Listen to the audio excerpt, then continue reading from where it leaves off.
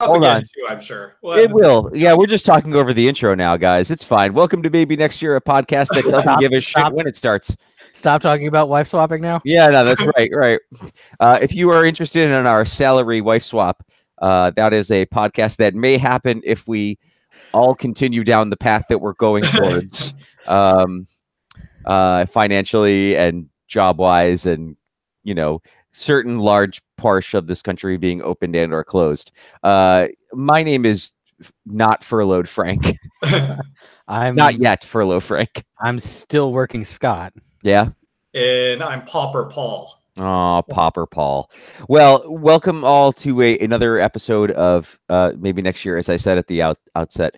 We're here to talk about the Bills football, and we're gonna don't have a game to recap, so it's kind of like I can't vamp the way I usually do to kind of get myself into the groove here. We have to hit the ground running.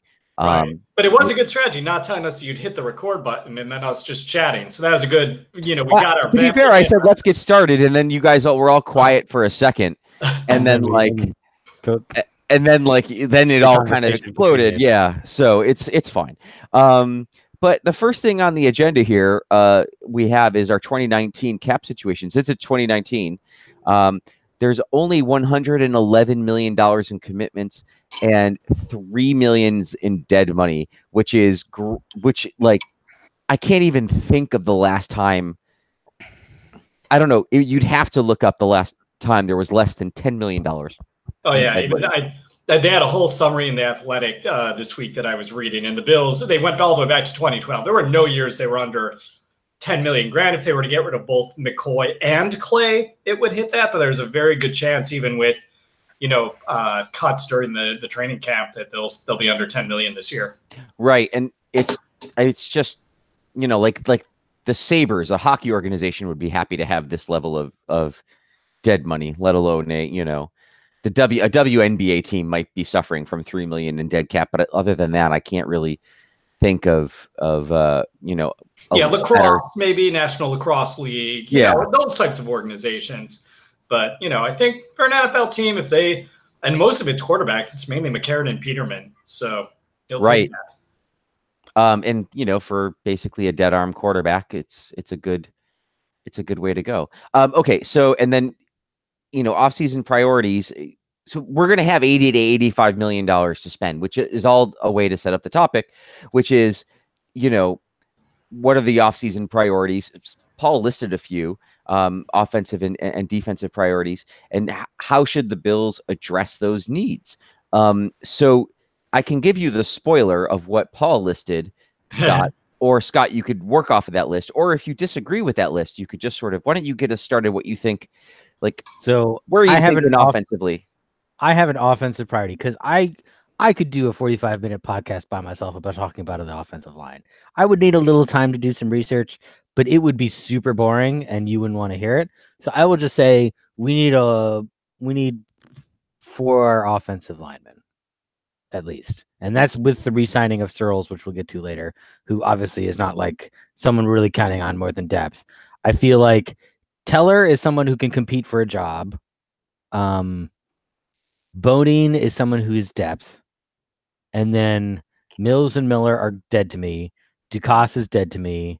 And Dawkins has a job somewhere on the line, left or right tackle somewhere. So I'm fully in the market for 4 linemen. If we don't get 4 linemen, I'm not going to be super pissed, but we definitely need to get at least 3. Like that's definitely a thing that needs to happen. And they need to be starting or draft or like starting caliber, at least like quality depth caliber at minimum. Like if we have 1 weak spot on the line, like, okay, NFL teams do generally have like 1 or 2 weak spots on the line, but we have 4 weak spots on the line, and that has to change. So that's definitely a priority. And then my question back to you, gentlemen, is on wide receiver. 2 questions. Do you want Antonio Brown, and would the Bills ever actually get him? That is a question I love, and I am, I would not mind having Antonio Brown, which sounds like a very weird thing to say. And I don't know if you guys saw the Vegas odds, but the Bills are listed as more of a likely place for Brown to end up than the Steelers. In fact, they're listed as the 3rd most likely organization he ends up with. going by Vegas's, odds making system. I would like to see it. I would want to make sure that he buys into the program, that he's not coming in with baggage, because I give him some of the benefit of the doubt, because you can talk about guys like maybe aren't team players or whatever, this and that. Like Ben Roethlisberger is not a squeaky clean choir boy type guy. It is not necessarily a red flag to me that you cannot get along with him. That could very well be a Roethlisberger problem. That would still need to be vetted, of course. I don't want to make that assumption, but he's a phenomenal player. Would the Bills acquire him? I think it's something they'll explore. You look at the way his contract is set up; it's nicely front-loaded for them for this year. So if it doesn't end up being, it doesn't end up working, they're kind of just mildly stuck for this season and next season, and then they could cut ties with him. But in the meantime, boy, he would be a great target for Josh Allen. I think overall, though, if you ask me, do I think they will get him? I don't think they do. So I would say my three answers are, yes, they should be interested, I think. Yes, I think they are going to at least take a look. But no, I don't think they're going to end up with him. Yeah, I mean, I'm skeptical that they end up with him. I mean, since the dawn of time, I've been skeptical that they would end up with a what's considered a premier player. I mean, they did get Terrell Owens at the end of his career, kind of, and we can debate back and forth on how well that worked out. Right, the Mario Williams signing was the other one. Right, and I think there's even a discount for defense. I mean, as great a player and a star as Mario Williams was, like, offensive players have their own sort of level of gravitas that it's even bigger. I mean, they did get McCoy. Yeah, but you traded. That's a big deal. That's a big deal. I mean, again, it's a trade, but this would be a trade too. Yeah, my nephew, who never texts me, texted me that day because he's a big Eagles fan. So that's how I knew it's a big deal. Okay. Well, all right. Maybe I stand corrected, but I still feel like it's not it's maybe a better destination than I'm giving it credit for, but I still think it's not a great destination. It depends on what the Bills want to offer the Steelers. What are the Steelers going to want for 2 years of Antonio Brown? 3 years. Do you think that the culture argument will get in the way of the Bills making an offer? No, I think if he's a good player who can play and he impresses in an interview, they'll sign him. I forget who the guy was. It Corey Coleman was not a squeaky clean player, but they were happy to sign him on a flyer contract to see if he would work out at wide receiver. Well, that's a guy who's on the bottom of the sorry, me and Frank are having a conversation. Let's go to Paul after this, but I think that's a guy on the bottom of the roster who's not setting the tone for the team. Antonio Brown immediately becomes, along with Josh Allen, the face of the franchise if you bring him in. And his effort and culture sets the tone for the rest of the team, regardless of what McDermott says. I disagree. I think that it's easier to disregard players that, like, the only reason to have the bottom of the roster guys are because they're character players. I think that's why Nathan Peterman stuck around for so long, because he prepared the right way, but he just was terrible. So my feeling is that if they think that he can help them, then they would consider it. That said, I'm thinking that, Brown will have some say in where he ends up. I don't know that. I think it's going to be about what the value is. You got to be careful that he doesn't seem like Le'Veon Bell, who would sort of just sit out a year that he didn't like. To be fair, I sort of like Paul. I don't know enough about Antonio Brown and his feeling towards things, other than he doesn't seem to want to play for the Steelers anymore. They can afford him. He's 30. He'll be 31, so he's on the tail end of his career. He's not a long-term solution by any stretch, but he could be a good solution. I wouldn't say no, but I probably wouldn't be giving up,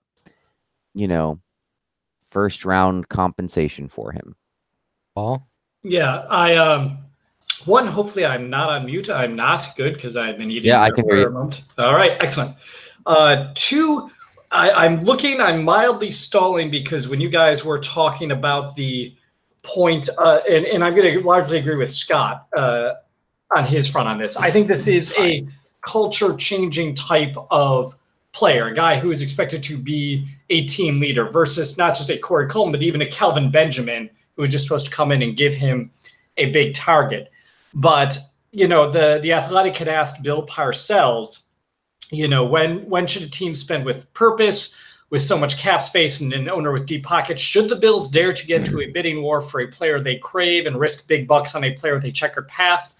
And Bill Parcells said, if I were trying to build my team with youth, I would try to eliminate those risky players altogether. If I'm paying a lot of money, I want to make sure I know what I'm getting, and that person has to be solid. And I would tend to agree with Parcells on that. I would want to make sure he is fully vetted and that culture is not, disrupted at all, because there seems to be less locker room related drama than we had certainly in the Ryan years and even in the Marone and Gailey years, beforehand. We might not like Nathan Peterman, but you didn't hear a whole lot of people dissing Nathan Peterman or saying, sources from within the Bills saying they don't know what they're doing. So plenty of people dissed him. They were all on the outside, right? He's being dissed today. As I hear approaching sirens and I'm soon to be arrested, I'm sure I'll just wrap up my point, which is, I think you really have to make sure, and I would want the Bills to talk to him first. I would want them to learn more about the situation in Pittsburgh before they pursue it further. Okay. I think people kind of see where I'm coming from on this a little bit. Obviously, I think there's plenty of reason to really consider this, and I think it would be a good decision to think about bringing in Antonio Brown and really bring him, like, maybe we should bring him in. I get that there's a cultural concern, maybe a little bit. Like the Parcells point made me stop and think for a second. I'm like, that's about the closest argument I would have. But I would say it's probably the risk that I would be willing to take, because I get that, like, Allen might be the guy of the future, but you never really know how long your window is. So on some level, if you got a guy for 3 years, which is what the Brown, if we traded for Brown, he would be with us for. He's through 2020, I think, his contract, when I looked at it. It's 3 years, 36 or 38 million, depending on if you do it pre or post. Oh, you're right. 2021. My bad. I still am thinking it's 2018. I will get over that at some point. Yeah. So that's not an insignificant amount of time, and that's 3 pretty good years. And again, I think everyone's kind of thinking, like, next year needs to be the year that the Bills kind of go all in. So if I'm McDermott, I'm seriously considering it. But I guess that's kind of my big kind of offensive thoughts and Antonio Brown kind of digression. So I'll allow everyone else to do the rest of the pod now. No, that's good. I'm glad you picked up and took over that part of the show. Because no, I mean it, because you led the discussion. That was very nice. That was one of the big things I wanted to talk about too, is Antonio Brown. Then this is kind of ad-libbing, but with the theme, because running back to some degree is also a theme for the Bills, whether it's getting a young guy to be McCoy's heir apparent or what you want to do there. But then just opening it up for you guys, and I'll ask the question too that it's got to, what about someone like, Le'Veon Bell, the free agent? You have the ability to really front load his contract, so it's not high risk down the road. And that could be someone who solves all of your running problems. You could make McCoy, if you keep McCoy, great. He can be a change of pace back. That should help his yards per carry. But at the same time, one, what do you think about the culture risk here? And two, do you think the Bills, rather than getting a veteran, are going to be better off getting, a freshly drafted, not high investment type guy? I don't want Le'Veon Bell. I think that the lesson of Chris Ivory, strangely, even though he wasn't super great, was that you don't have to be super great to do something. I certainly think that the bigger problem with the running game is the offensive line versus the running backs. And I just don't want to overinvest on running back. And I think that that's sort of what happened with the Steelers. And I don't want to be the guy who does that. As special and as great as Le'Veon Bell was, is he much better than LaShawn McCoy was in his prime? And what exactly did that get you? I'd rather have offensive linemen and invest in in the passing game than I would Bell. So for me, that's a hard no. Yeah, I'm on board with the hard no as well. No, right. I think much for the same reasons as Paul. The premium is not there at running back. The marginal effective value over the value over replacement running back is not super high there. I mean, he is certainly better than the average running back, but Absolutely. I guess it's the value of the running back position in general and who you can get as, per New England of, the three-headed backfield of, end of the first round guy and Sony Michel, James White, who was a career backup actually for mostly at Wisconsin, and I think went in maybe the 5th or 6th round, and Rex Burkhead, who was like a 3rd or 4th round guy. Like, that's perfectly legitimate and can get you through. We've already got enough money invested in McCoy. Obviously we'll see if he comes back, but I think you can get the value at, you can bring in a guy in the 4th or the 5th round who can be who can learn the system and do one or two things well: catch the ball, run the ball.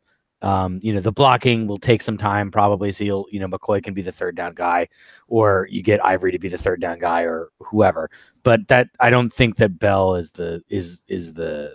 I think the Steelers, yeah, they as much as like, I'm not sure it was great for the team chemistry to handle it the way they did.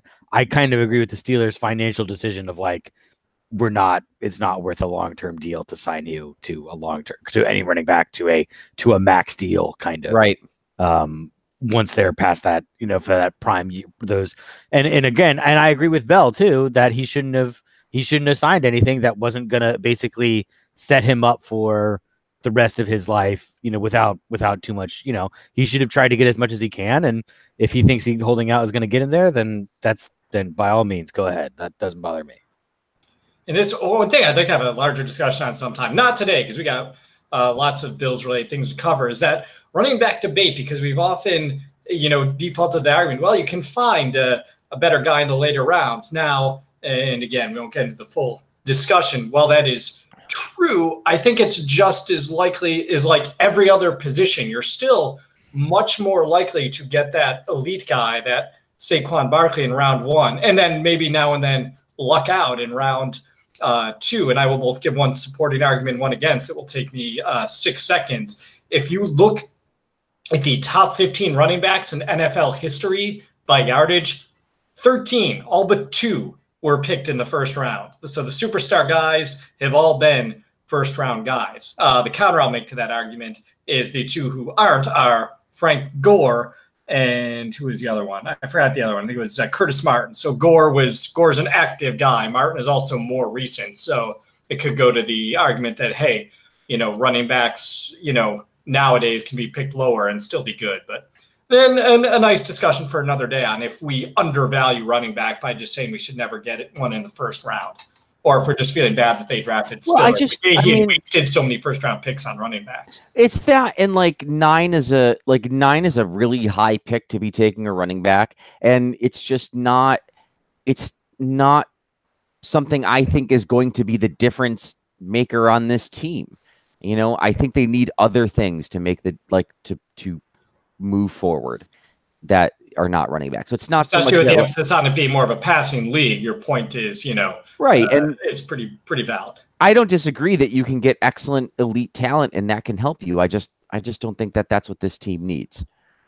So, but such is my dumb life. I'm an idiot. Getting to things.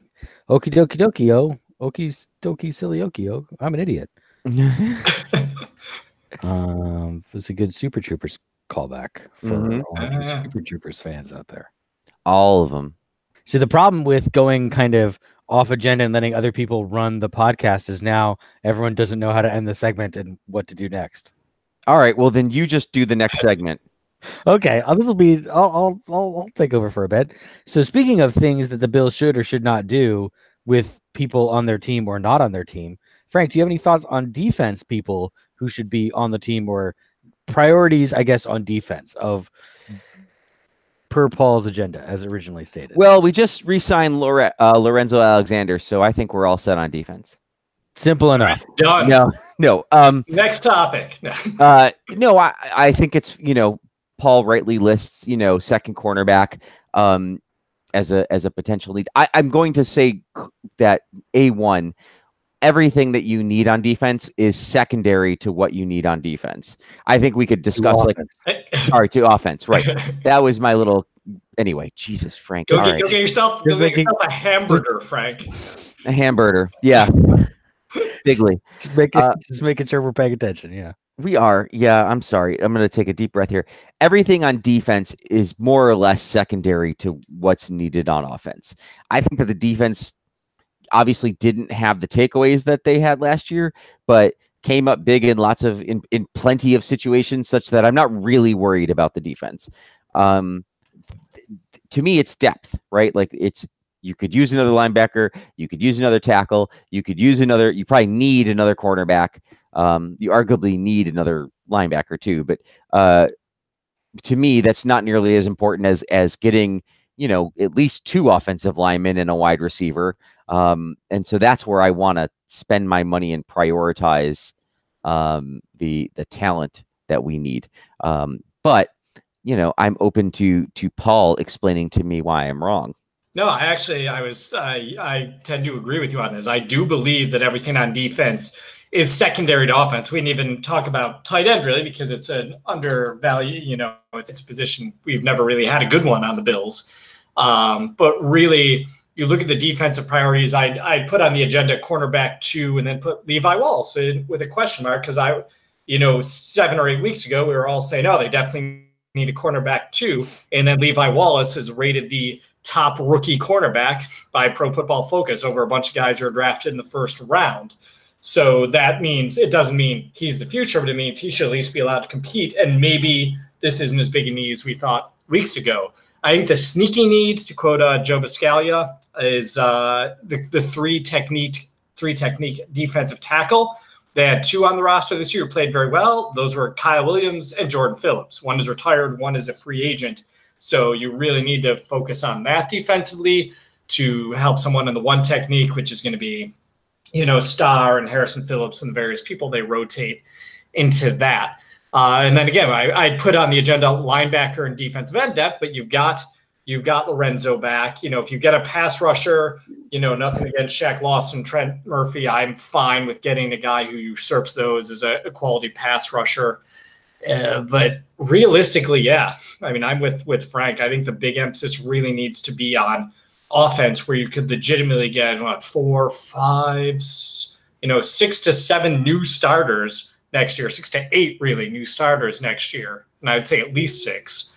Or defense, where you're going to have maybe 1 to 2. Well, you're going to have 1 for Kyle's spot for sure, but maybe 2 new starters. So yeah, I'm going to go with Frank on this and say, yeah, defense, you get that 3 technique, a guy who can help out, brings people in to compete for that second cornerback spot, get some depth players because that'll help you with special teams. But I mean, offense is where you want to be spending the dough right now, I'd say. Agree with all. I think I do get concerned. Obviously, I've been reading a lot of the kind of the postseason wrap-ups of Levi Wallace, and that he's, he did great things those last 6 weeks. I still get concerned. It's a small body of work. Again, he's got the pedigree kind of coming out of Alabama to a certain extent. So I'm not, that gives me a little more confidence, but I'm also not quite ready to bet the farm on him. So I'm definitely, I think Paul's plan makes sense. If you want to look at depth on defense, really the run defense was the thing that was the biggest, problem to a certain extent with the team. The pass defense, the secondary was okay by the end because Wallace had come on. So to a certain extent, and giving again the point of it's a passing league, maybe trying to shore up the run defense a little bit is probably a good way to go. And so that helps you if you can get a good deep tackle in there. That might be the way to do, and let Edmonds and Milano hopefully both be healthy next year, kind of, fly to the ball and do their thing, and obviously free up Alexander. So I think that does make sense to stick to the defense. Yes. They gave up 1 300-yard passer last year in a passing league, just one. In fact, after that game, they gave up 208 to Detroit, but never more than never more than 170 in any other game. And that 311 was a guy named Tom Brady, who they held to no touchdowns, and he threw 2 picks that day, or 1 pick. So yeah, pass defense was really solid. So and if Levi Wallace does work out, I think the Bills just need to, at the end of the draft, figure out what Alabama seniors have not been taken and just bring them all on board. Because you get Wallace and Foster to both work out, obviously there's something to that strategy. It's almost as if the players on Alabama are better than the other players on the college football scene, except for the ones on Clemson, who are sometimes as good. Did you see the fact about J.P. Lossman No. That he is the last time Nick Saban has lost a game by 21 plus points, J.P. Lawson's been involved. He's a quarterback for the Bills against Miami, and he is, what's his role at Clemson? Quarterbacks coach, offensive coordinator. Oh, is he at Clemson? Yeah. Oh, wow. Did not know that. I thought he was still scuffling somewhere, right? I watched a little of that game, but I didn't know. I clearly haven't watched J.P. Lawson manager. Okay, we're taking a look right now. He is I'll find it here. We'll move on while Paul's looking that up. We'll move on to news, I guess. We could do that. Yeah. No, I just would like to say that I had no clue about anything to do with the national championship game, other than I said at some point, I bet it's Alabama and 3 other teams. And by the way, his J.P. Lawson's position it's a small position. It's offensive intern, so he is essentially starting from the bottom at Clemson. Is the film jockey down at Clemson for the quarterbacks. I would, Frank, at some point I would go ahead and punch up the Trevor Lawrence highlights and just kind of be like, boy, that guy's better at his job than I am at mine, and he's 18 years old. Right. I did see that the Alabama quarterback is going to Oklahoma. That came across the news wire today. So I don't know if that's important or not, but Jalen Hurts, it's funny because literally like last year he was like 13-0 or whatever it was. They're 13-1, and he brings the national championship game, but then he gets hurt, or they pull him because they're not winning, and then the backup to Tagovailoa comes in and he wins the game for him, and then Hurts is the backup this year, and everyone's like, well, is he going to stick around? Is he going to do whatever? And then he rides the pine for the whole year. They bring him in actually in the in one of the games in the game against somebody against Clemson, I think maybe, and he plays a little bit and he plays okay, or maybe it's the SEC championship. I forget when exactly, but then now he's transferring, so it's just kind of a wild story. He's just like sick of being benched. Well, and the guy behind him is a freshman, so it's kind of like, or the guy in front of him is a freshman, so he's not gonna obviously he's already older than him, so he can't pass him, can't wait for him to leave. Madness. Anyway, so who's doing news? Am I doing news? I can do news. We can all take turns doing news. I mean, it's just reading what Paul helpfully wrote for us. Exactly. So, as I said, Lorenzo Alexander re-signed a 1-year deal. I didn't see any details on it. No money yet. I noticed the money's been coming out later and later. It's like it's taking a good week for things to be reported. Like we didn't even know about Barkley and Anderson's numbers until the last week, which, by the way, were absurdly low. So that was just wonderful to see. Just as a quick aside, I'm happy with the quarterback room next year. I got to say, I'm happy with it. It's strangely like a strength of the team, I think. But Lorenzo Alexander presumably signing a type of Kyle Williams-esque league. I don't know about league minimum, but everybody's happy. Let's see. Kyle signed for $6 million. I'd be surprised if they give Lorenzo some coin because he was. He said it was enough for him. He said it was enough that he feels like his family will be able to do what they need to do after he retires, and he doesn't have to play after next year. So. Yep. Yeah, he said this is definitely going to be his last year. And I was looking at the quarterback numbers. So Derek Anderson, $250,000 against the cap. Matt Barkley, $1.775 against the cap. And Josh Allen, $4.8 million against the cap. So this is why I'm saying front load your contracts, because you're not going to get away with less than $8 million to devote it to a quarterback room that you're happy with for a long period of time. Right. Jeremiah Cyrils. We'll call him Searles. That's as good a guess as any, I think. He gets a 1-year contract extension because he was already on the team, if you didn't know. Like, I didn't know.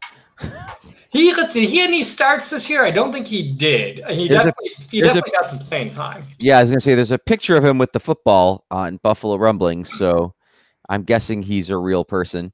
Wide receiver Duke Williams from the CFL. So it was big CFL poaching time as soon as the season was over. Duke Williams, I feel like there was something important about Duke Williams. He's the one who has the very well-known highlight of a defensive back, like kind of trash on him, taunting him like, hey, come on, buddy. And he's like waving his fingers at him. And then Duke Williams just ran over the guy, just runs over him. So it's a very popular Twitter meme. Also, he had some trouble in college and was dismissed. Scott, do you remember where he was dismissed from? No, I don't, but I'm pretty sure I remember reading this story and that he's basically the #1 wide receiver in the CFL or something along those lines. Yep, that is correct. And let's see, where was he kicked out of? A school called Auburn, I believe. So originally committed to LSU, but changed to Auburn. And then, I mentioned he was dismissed from Auburn for a bar fight where he punched 4 people. Well, who amongst us has punched 4 people in a bar fight? I mean, me, yes, but I'm sure you two gentlemen have gotten into many bar fights. Yes. A lot of people. I haven't, but I think it would be the point of the bar fight. If I'm being fair. To punch people. Yeah. Right. Yeah. If you're in a bar fight and, you haven't punched 4 people, you're probably not very good at bar fighting. I mean, I feel like that. How much kicking do you think you could do in a bar fight? Oh, I mean, if it's like a real fight, like as much as you want. Right. Okay. But I think if you're, I don't ascribe to the whole, like, oh, you got to fight fair kind of thing. Like, no, like you pull hair, scratch, Frank's gonna kick you while you're down. He's gonna come up and he's gonna kick you right in the ribs. Absolutely. I'm just gonna wear an outfit with all spikes. I mean, by the time I'm involved, like, we're here now, right? We're doing this.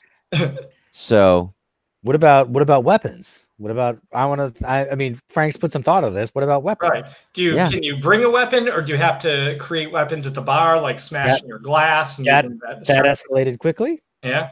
That escalated quickly. Can you bring a trident to a bar? I don't even know. Of course you can. Okay. I mean, that's why Frank hasn't gotten into any bar fights, because he shows up with a trident. People are like, hey, that guy's got a trident. Maybe I should. Exactly. Right. There's a Nicolas Cage movie called The Weatherman, which me and 3 other people have seen. And he's walking down the street with a bow and arrow on his back. And he notes at this time, he's like, boy, people have really left me alone since I started walking around with a bow and arrow. Like, no one seems to be bothering him anymore. So there is some logic to showing up the bar with the trident. And people are going to pretty much, just not mess with you. So there's pluses to that. Unless it's Aquaman, and then you're fucked. It's Aqua Guy, right? Or whatever the thing in the trailer is, which is exactly why we're going to talk about Bobby Johnson being hired as the offensive line coach. He was the assistant offensive line coach for the Colts, and he worked with the Bills, because I heard Eric Wood talking about him on the radio today and how great it was for the Bills to, be getting him back. For Joe D'Alessandro, I believe, previous Bills line coach. Oh yeah, I remember that name. And good. And now I can get to the higher. Exactly like Sal Capaccio for those of you. He did? He does, yeah. In fact, they've been ragging Sal on the Twitter about on the tweets. No, the tweets, yeah. Twitter is such a good, wholesome place where nothing terrible ever happens. What was I going to say? Oh, right. Oh, this is the hire I want to talk about. Heath Farwell, he'll be the special teams coach, replacing Danny Crossman. More importantly, Julie Farwell will be coming with him, and just feel like you should all Google Julie Farwell. We're all doing it now. Oh, and I say we all. I know I am. I can't speak for Scott. Okay, so we're looking up this person. Is she a Seagal? No, but I picked the wrong one. She's on the. I'm going to go out on a limb here and say on the Hollywood scale that we made. Oh, the GAR scale. The Judy Greer scale. Yes, yeah. She's like a 4. I think she seems like a solid starter. MVP candidate. Okay. Potential, married. I see. I got it. Potential all-star. And that's my, And again, our evaluations always include intelligence, personality, charisma, foreign language skills, professional development. It's definitely a lot of deep research, because this is a women forward podcast here. It is. And we are happy to have all people come listen to this podcast. And honestly, in almost 8 years of this podcast, I think that's probably the most piggish thing I've ever said. And I didn't even say anything that terrible. So I'm just going to, I feel like deal with it. I feel like I'm owed one. All right. Like she's hot and looks a little like my wife. So I think it's okay. Can't call it cheating. She reminds me of you. That's Stop quoting random Gin Blossom songs. Hey, thank you for knowing it was the Gin Blossoms. All right. That's like track 12 on New Miserable. It is. It's the end of New Miserable Experience. It's not even sang by Robin Wilson. It's the other guy, Jesse. Wow. All right, I'm showing way too much Gin Blossoms knowledge here, so I'm just going to shut up at this point. Very good. But I mean, Heath looks young, so he might have some new ideas for the. He is the he's a child of 37, having just turned 37 2 weeks ago. Happy birthday! A former, I think he played for the Vikings and the Seahawks. Yeah, I just saw him in a Super Bowl picture with the Seahawks. Yeah, there you go. Because that's what you know about the Seahawks offensive line is that it always worked really well. San Diego State has a forced fumble and 156 tackles to his name. Yep, he was a special teams ace while he was there. So he was the special teams captain for the Seahawks from 2012 through 2014. So obviously he's not going to be, I shouldn't say he's not going to be, but like you would assume he's not this big system special team guy, but probably more of the, hey, I've done this. I'm fresh off of special teaming. Right. This is how we need to get things done. So this is how the kids special team these days. Yes, exactly. Okay. This ain't no Crossman special teams. That's the tagline, I believe. This ain't your daddy's Crossman. This ain't your daddy's special teams. There you go. But yeah, also a Pro Bowler and we said Super Bowl champion, but he was also made the All NFC team in 2009. So, good for him, and I'm excited for him to, not be a complete tire fire. I wonder, we should speculate someday about how Danny Crossman lasted through 3 head coaches and just how much blackmail material we had. I think he just kept his head down in the meetings. Yeah. And no one noticed. No one noticed. Everyone forgot who he was. Right. They were just like, oh yeah, we got to get around to that. And too embarrassed to find out. Hey, what's that guy in the back's name? I don't know, man.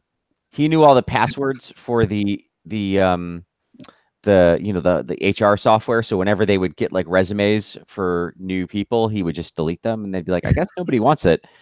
We better just stick with Crossman. With that guy, like the guy in the back there, yeah. So I did learn. We were talking about, Heath Farwell's accomplishments. Did you know Danny Crossman captained the London Monarchs of the World League of American Football and earned all league honors, recording 3 interceptions and earning MVP honors in the inaugural World Bowl? I had no idea about Danny Crossman. I didn't even know he played. So. Well, there you learn something new. That's the only time I ever present that fact, because I'll have no reason to talk about Danny Crossman after today. Who's in a better position, the New York Jets after having hired Adam Gase, or the Miami Dolphins who still have no quarterback? or you're right there too. They don't have a quarterback, but they also don't have a head coach. So once the Bills are out of it, the wine intake goes up and the brain reasoning goes down. Sorry, folks. As opposed to the other type of reasoning Frank's done. I was doing some of the other type of reasoning when I was talking about Julie Farwell, probably. Okay, there we go. We got there. Good. I just want to make sure we close the loop. We really just, put the I on the dot on the I, and yeah. Anyway, back to my question: Jets or Dolphins? So for all of our male listeners still listening, I think you have to be the Jets, because as much as they're the Jets and were horrific last year, they at least have a quarterback who won some games, and Gase had success for a little while. So that's something. I mean, I don't know who the Dolphins are going to hire who's better, other than an assistant on one of the teams that's currently in contention, which I know that like the Bengals already have. Who is it? The guy on the Chiefs, like their offensive coordinator, already like lined up. Like they already want that guy for their thing. So I don't know who's available that was really going to be better than Gase at this point. So I'll take the Jets situation over the Dolphins. How about his eyes? Do we have an official explanation on what his eyes were doing? Did he have an explanation for that? I feel like someone would have had to have asked him, like, what are you doing? Are you having a seizure? Do we need to be concerned? I'm Googling confused. Adam Gase eyes explanation now. Oh, okay. I see it now. That Oh, makes did you sense. not see this? No, I didn't. I see it So now. there's It looks the like there's a fly that's about to kill him, and he has his eyes going all over it. He's just following it around. you got to see the video too, because it's not just that he made one. As soon as he sat down, he just started doing these eyes things, and I don't know. Okay. Yeah. Yeah, you got to find the video. Yeah, because it's not, because let's face it, a still photo, anything can happen. You know, things will look weird, whatever. But it's an actual video of him doing just crazy, crazy things with his eyes. Anyway, to go back to the question, I'm going to agree. I think the Jets are in better shape simply because the Dolphins are in salary cap trouble, whereas the Jets are actually in a better salary cap position than the Bills, which is pretty impressive. The Jets, I think, have someone who could be a quarterback of the future in Sam Darnold on the roster. The Dolphins do not. The Dolphins are going to have to get rid of Robert Quinn and some other big salaries. I think they're going to be trending very much downward. I think the Jets will trend upwards, so maybe it's only a difference of a game or two. But I think despite the fact, and so even despite the fact that they have Gase as a coach and he didn't really do anything impressive when he was in Miami, I've got to give that. I got to give the Jets the edge too. Okay. I still think the Patriots are probably better than the Bills, Dolphins, and Jets. So it doesn't really matter. I think that I mean, I realized that they only beat the Chargers by like 40 in that playoff game that was like a week ago. But I still think that they're probably better than the three teams they've been better than for the last 20 years. Yeah, but like that's not really fair because I mean that was like the 17th game the Chargers had played this year. They were probably really tired. So, I believe 18th game. 18th game, right. So plus preseason and all that practice, they were probably tired. Absolutely. So I don't think it's really fair to judge them on that Chargers effort, and therefore that reduces the Patriots. Wasn't a regular season game, so were they even trying? Fair enough. Yeah. Let's talk about the playoffs, though. Or no, let's do this day in Bills headlines. All right, have more fun. All right. So this was thanks as always to Two Bills Drive, though not as many thanks as always because I had to do a lot of research on my own because not much happens on January 16th in football. I didn't know if you're aware of that. So I didn't go as far back as old playoff games. I didn't go back. We're already done with the seasons where they won the AFL championships in the 60s. So off the bat, we'll wish a happy 24th birthday to Trey White when I tried to Google things that were happening on January 16th of 1995. So happy birthday, Trey. We are going to be somewhat coach heavy, so get your coach caps on. And here we go. Buckle in. 2014, 5 years ago, the Cleveland Browns reportedly will interview Buffalo Bills defensive coordinator blank for head coaching vacancy. 2014? Yep. Perry Fuel. Perry Fuel. A little too late for Perry. Rex Ryan? Not Rex Ryan. Oh, he's afterwards. What am I talking about? Yeah. I'll give you a hint. They hired him as their head coach.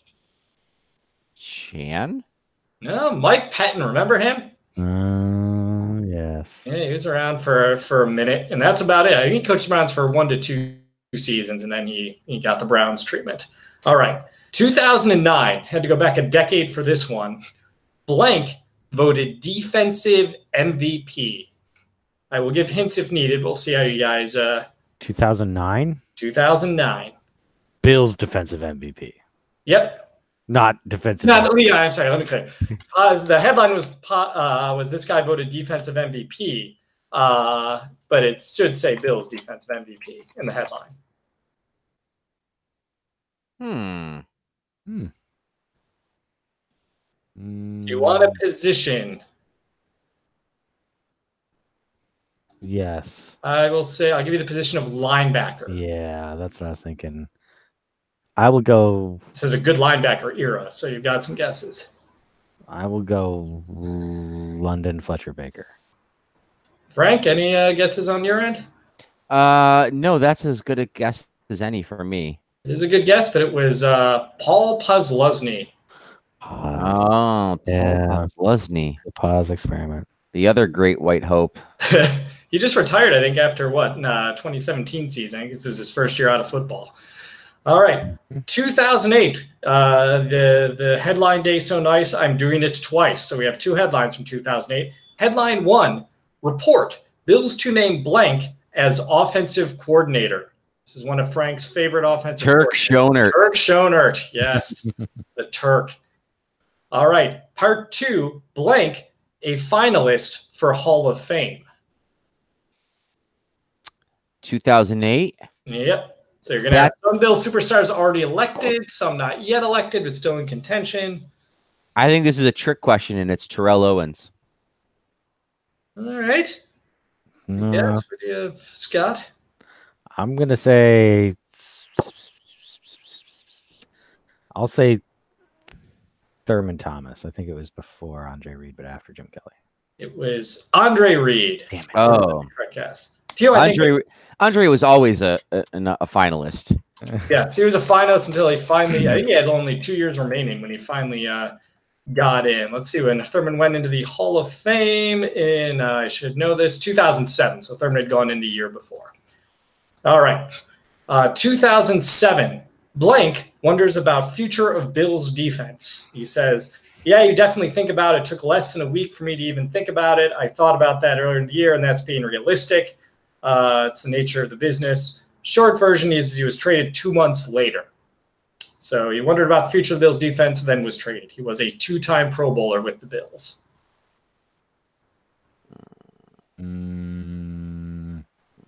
Last season in the NFL was 2012. Aaron Schobel. Tequila Spikes. Tequila Spikes. Denny. All right. Good job, Scott. Oh, not Turk Schonert, but Buddy Hackett just got hired somewhere, I think. Or Nate Hackett. Nate Hackett, yeah. I still call him Buddy Hackett. I think Buddy Hackett got hired at the Laugh Factory. Of course, yes. He's been dead for 15 years, but never let that stop you from being Buddy Wackett. She's all right. a good-looking girl. I wonder if she dates one of the Yankees. All right, go ahead. Sorry. Oh, what is that? That was Tommy Boy, right? Tommy Boy, yeah. You want references to pop culture of '92 with Tommy Boy and Gin Blossoms. We can take care of that all day, guys. Yeah. All right. 2004. Blank will not return to. Excuse me. Let me start this headline over. 2004. Blank will return to Pittsburgh as defensive coordinator. It appears Cowher has won the tug of war with Buffalo to hire Blank as his defensive coordinator as soon as today. Blank, who was defensive coordinator of the Steelers in the 90s, was assistant coach under Cowher for 5 years, was the subject of intense salesmanship by the Steelers and new Bills head coach Mike Mularkey, Cowher's offensive coordinator, who hoped to retain Blank as Bills defensive coordinator. So this was a former Steelers defensive coordinator who is the Bills defensive coordinator, who then went on to be the Steelers defensive coordinator again. And let's see, he's pretty well regarded. I don't want to say Hall of Fame. Dick LeBeau? Dick LeBeau. Wow. Wow. Good job, Scott. So, yep, Dick LeBeau. It's a great name, Dick LeBeau. Yep. He was the Bills' assistant head coach in 2003. They fired Greg Williams at the end of that season. Now the Jets defensive coordinator, which we forgot to mention in our last segment. And Mularkey wanted to keep him on, but he said, no, I'm going back to Pittsburgh, and he stayed for 11 seasons, so probably a good decision as he won a couple Super Bowls during his time there. All right. We'll go back to 99 in a minute because that will be our grand finale question. 98, Bills signed blank from the CFL. Doug Flutie. Doug Flutie, the only real significant CFL sign they've ever had until maybe Duke Williams. We'll see. All right, 1997, I'm stretching here, but this counts. CNN, both sides rest in blank civil trial. Oh, the O.J. Simpson. O.J. Simpson. Yeah. So the last days, all the testimony was all done by this day in 97. All right. In the civil trial, no less, right? Yeah. Civil trial, yes. All right. 1994, I'll have to do a little reading here, but you should get this. The Washington Post headline, Bills too hot for Raiders. By the way, 2 was T-O instead of T-O-O, so bad Post head editors there in 94. All right, so the We'll get to the player in a second. A wind chill index of 32 degrees below zero, a trifle. And when it was over, the Bills once again stood at the cusp of the Super Bowl with a 29-23 victory at Rich Stadium. One of the key drives, the Bills went 60 yards and 5 plays in the third quarter to take the lead on a 25-yard touchdown pass from Kelly to blank, a beautiful stop-and-go pattern that froze the cornerback. Says this receiver says the guy bit on it. I tried to throw his hands off of me, and once I did that, I think he lost his footing from under him. So, guy who had a key catch in this key touchdown catch in the playoff game against the Raiders. And you know it's not Andre Reed because he's already done an answer.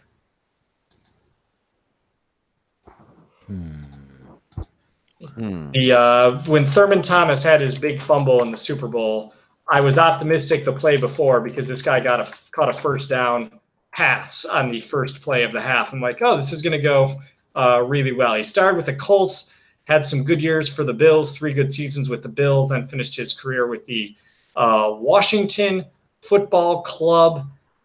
He is a member of the Indianapolis Colts Ring of Honor. I'm trying to think of what other hints I can give without giving it away. I think it's got to be famous American suffragist and philanthropist Annie Nolan Savory. You know, I was gonna go with Marshal Philippe Pétain, famous French World War I hero, but you guys, of course, probably remember him as head of the Vichy government in occupied. Oh yes, yeah, which was a tough one to come back from. You know, obviously he did big time. He was, you know, I think those Bills Super Bowl runs helped him, but I don't know that you could ever really get that collaborationist kind of stink off of you. No, not really. Yeah, and that is why, of course, he had to go by the pseudonym Bill Brooks, by the fake name Bill Brooks, to make sure that no one would because he did have that stink on him, and you know needed to be kind of subtle with his name.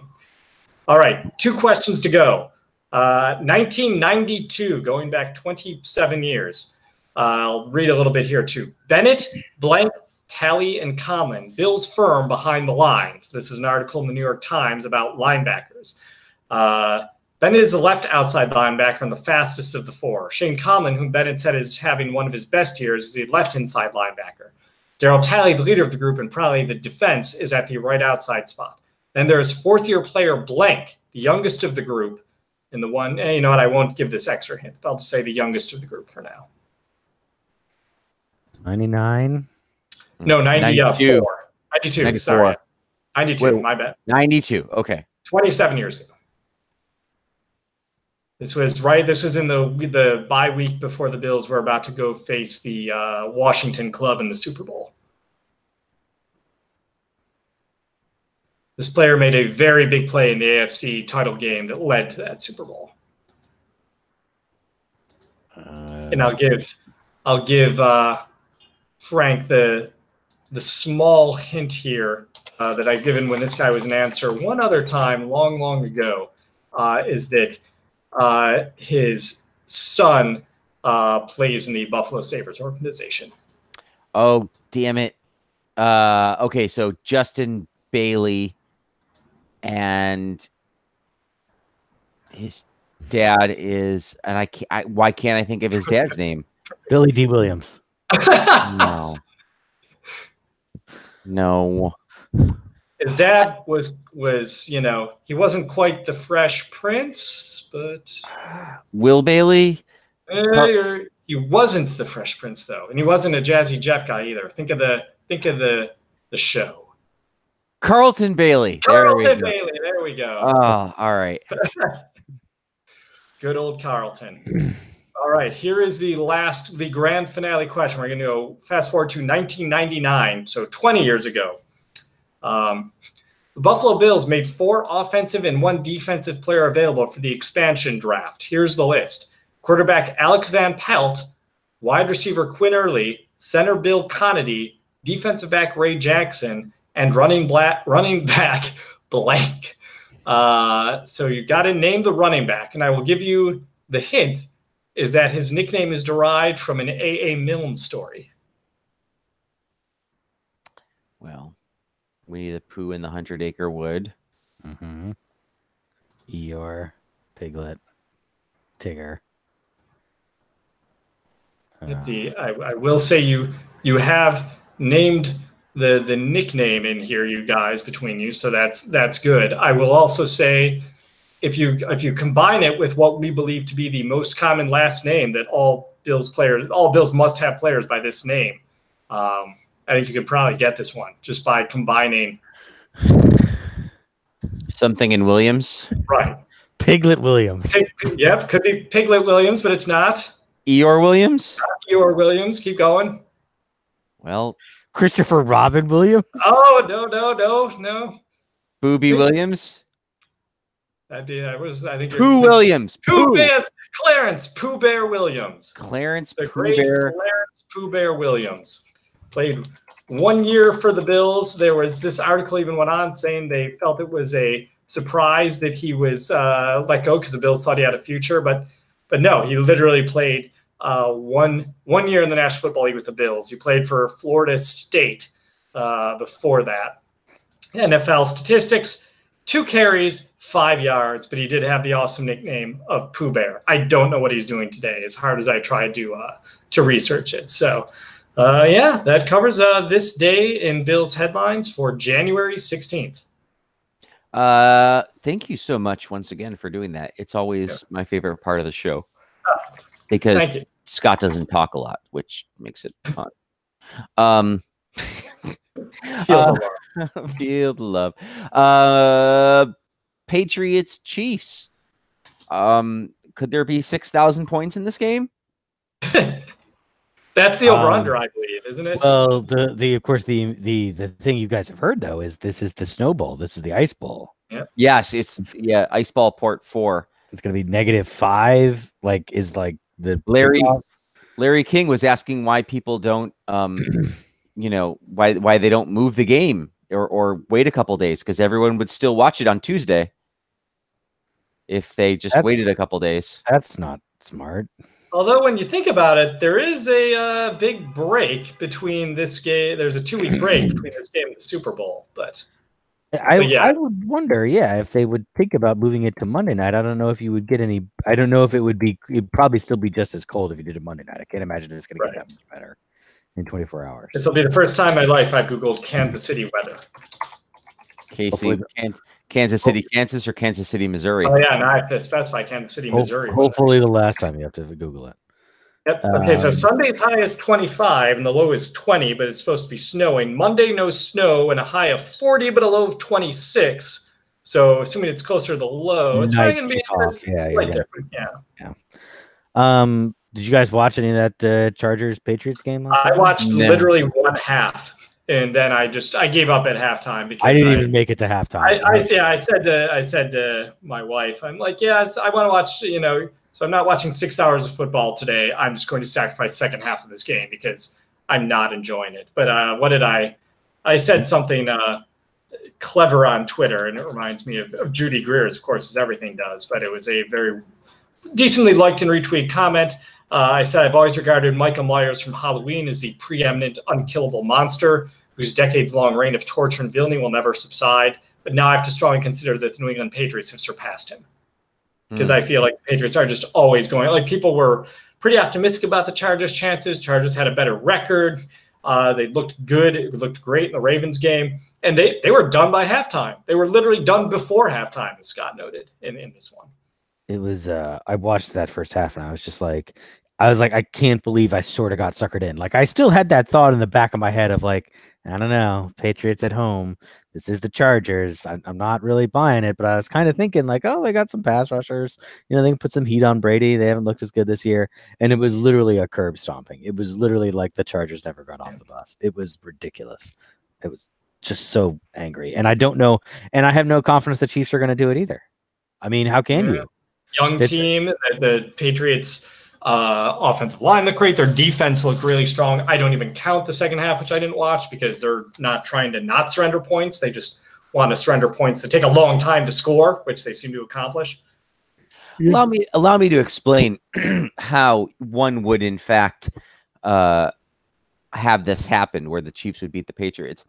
Because for the last 20 years, we've basically had to eat Tom Brady day in and day out. Okay. Okay. And we can talk about the fact that every team passed on him and all that, including the Bills. But and the Patriots passed on him five times, right? Yeah. But the Bills really passed on Patrick Mahomes. Like, they looked him dead in the eye and said, "I'm not going." They swiped. They basically went to him and held up the phone and swiped left, right. Like, here's your picture. I'm not going out with you. And then he threw 50 touchdown passes this year. But as you know, I think it was Reza on Twitter said, like, we don't really know. Okay. Well, I mean, he might have been good for the Bills, but would the team have been any better with the crap around him? Yes. Yeah. Yes. All right. Yes. What do you think, Frank? Yes. They would have. Now, you could to bolster your argument, he could have sat behind Tyrod last year, like he sat behind Alex Smith last year, learned the offense, and then. But of course, the Bills did change offensive coordinators. It's definitely one that will be talked about for a long time if Josh Allen doesn't become a franchise QB. And the thing that will help all that talk for the next 20 years is him beating the Patriots. Mm-hmm. He will be the guy that beats the Patriots and beats Tom Brady, and it'll be like, there you go. There was your Dragon Slayer that you've been waiting forever for, and you passed on him. So I'm gonna go with Scott, though. I think. Well, I don't know if Scott made the official pick. It pains me, but I think Patrick Mahomes is really good. I don't know that he is the guy who beats the Patriots in this game, and I just don't see how it happens. I think and I also think the cold, like the thing I have is like, what is the weird thing that happens in this game? Is it just weird that the Patriots, who are kind of, everyone assumes that they're kind of old, like they come back for one last thing? Or is the weird thing like the Patriots are actually the better team in this game and the cold messes them up and that allows Kansas City back in? I think it's the former. I think it's like Kansas City is actually the better team, but because it's cold and weird and it's New England in the playoffs, New England pulls it out and they win 42-39 or something on a last minute I was gonna say Vinatieri field goal, but God knows it's not him. Gostkowski field goal. Gostkowski, yes. I'm gonna begrudgingly agree with Scott on this one too. I think especially watching what the Pats did with their offensive line last week, that was really good. Which no high draft pick starting for them, but a great offensive line. Rushed for a ton of yards, gave Brady plenty of time to throw. I don't see them failing to show up and putting in their best game in a conference championship game. I think Mahomes will play well, to be straight. I think it's going to be a close game, but I'm going to give it to the Patriots by a similar score of like 38-35. What about Rams Saints? I mean, this is that's one where 38-35. We might be that might be too low a score to assign to this. Might game. Be the halftime, right? Yeah. Drew Brees and Jared Goff and I don't know, Showtime at the Apollo. So yeah. I mean, but I will say this: this is going to be a good weekend of football games. Like these are. You would think, yes. Right. I mean, these are the top. Sometimes you get some weird upset or something happens. Like to me, these are the top 4 teams in the league. I'd question whether the Patriots were better than the Chargers. They ended that question for me last week. Since Scott went first last time, I mean, I this is one where you could flip a coin for me. I mean, the Saints have the age and the experience. You look at Breeze and everything he's been through. But I'm going to pick the opposite of what's going to happen in the AFC game. I think this is where the young quarterback and his team prevails. I think the home field advantage. I think this is the first time Los Angeles will have been enthused during a football game since teams returned to the area. And I'm going to say this is going to be another gunslinger. I will say 53-49 Rams. Wow. Okay. I think this one goes to the Saints. I think it's a little lower scoring just because football is weird. Because you're not strange like me. Yes. I mean, my score is ridiculous. I really mean. Well, no. I mean, it's not. I mean, it's not totally ridiculous. I mean, the Chiefs-Rams game was that game. It was. I mean, it was not. They were involved in that kind of a game where things were just insane. So I don't think that we're gonna have that much fun. I think this is one of those where they actually spend the first quarter kind of feeling each other out, and then things really start flying in more in the second half. So I'll put this more in a kind of conventional but it'll still be a little weird. So I'll put it at like 34-24 28 Saints. I think they're a little more balanced. I think they've got a little better defense. I think the Rams have had actually in this kind of a game, like the Rams have actually had some trouble with red zone scoring, and I feel like that's the thing that you need to do in this game to win. And I feel like the Saints are a little smoother in that. So even though the Rams actually have I would say arguably the better running game with Gurley and CJ Anderson, who was off the scrap heap, came in and ran for 100 yards against the Cowboys or whoever they were playing. No, it was the other team. I don't know. Whatever. Eagles. Yeah. Eagles, yes. I will take the Saints. Cool. Well, you can let us know who you take by going to twitter.com/bbillsmny or facebook.com/bbillsmny or anchor.fm/bbillsmny or search Buffalo Bills maybe next year in the podcast app or Google of your choice. And there you go. You'll find us and we'll talk to you about football because that's what we like to do. Sometimes we like to drink too much wine. And sometimes we talk about gin blossoms, and I clang my dishes while I'm eating my way too spicy fish stew. I mean, if you think it'd be all right, we'll talk about football tonight. But we are thankful to have you. And, if things keep going the way they were going, we mentioned we might have to go on Patreon with this podcast, depending on how things shake out in the rest of the real world. But until then, we're doing all right, and we will talk to you before the Super Bowl for sure. Not sure. Yeah, probably 2 weeks, usually, either next week or the week after. One of those weeks, we'll talk to you guys. And then after that, we'll get into the off season in earnest. We'll, get the film out, start breaking it down, and et cetera, et cetera. Any last words for our audience, guys, or are we good? No last words. My name is Scott. My name is Paul. I'm Frank. Thank you so much for listening. Good night, everyone.